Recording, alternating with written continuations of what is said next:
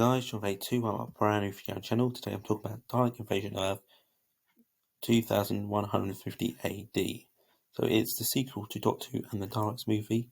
It is based on the second Dalek story, the Dalek Invasion of Earth, in 1964.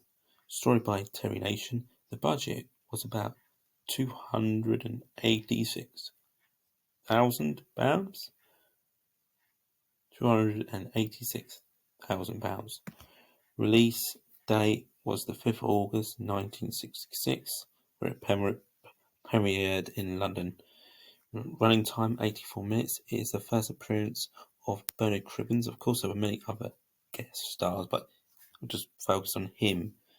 Played as Tom Campbell, who replaced the character Ian, and Barbara was replaced by a cousin called Louise, played by Jill Cousin.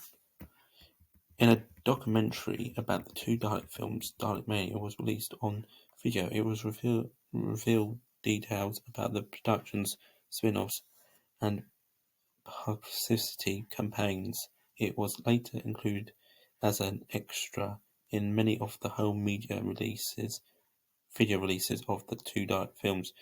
Directed by Gordon Fleming, written by Milton Skelby and David Whittaker. There was a book that's recently out, a book called Jill Cousins 2003 AD, which is worth £20. That's a little plug for you.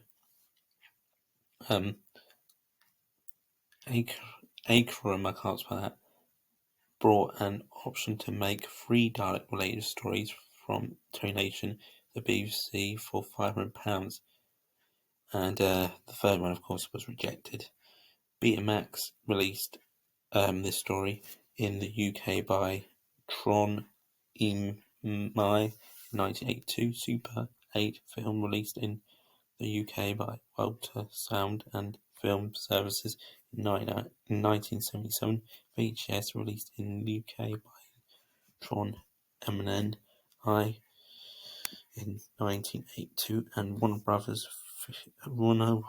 Warner Home Video in 1988 and 1996. Parts of the Daleks used in the main series were used in the films. Just parts. I don't think these were the actual Daleks, but I know parts of them were. Production Enterprise did their own Daleks from the movies, had the toys. Production by Milton Skelby and Max J. Rosenberg. Cinematography John Wilcock. Edited by Anne Ching-Wingdon. Music by Bill McGriffin. Production companies AARU Production, British London Film Academy Productions, directed by British Lion Company directors. Second movie to star Cushing and Tony as Susan, the Doctor's granddaughter, and Doctor Who with Pete Cushing.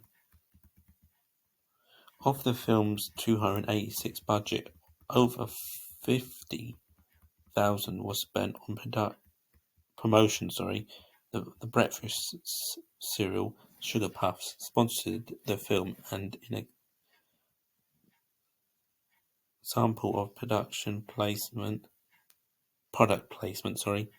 Sugar Puffs signs and production can be seen at visual points in the film. In exchange for its funding, the company was also allowed to run a campaign on its cereal packets to win a Dalek film prop and feature the Daleks in its television adverts. So yeah, I think this is actually one of the first proper, in film brandings from real life. From 1965 to 1967, the TV Century 21 Comics featured a one-page Dalek comic strip which I think some of them were based on this. From January 1966 onwards, artists Eric Aiden and Ron Turner, despite the Daleks using elements from the films, including mechanical claws and large bases and dome lights, during the run of strip comics also often featured photographs from and archives about the film. The film's soundtracks were adapted and presented by Gordon Grove for all radio broadcasts on the BBC Light programme on the 18th of November 1966 as shows 305 of the Movie Time series. It was produced by Tony Luke. Movie music from both films was released by Silver Screen Records as CD entitled Doctor Who and the Daleks in 2009, and on limited edition double vinyl LP in 2016. Selected tracks from both films were released by Screen Records as a limited edition 7-inch EP in 2011.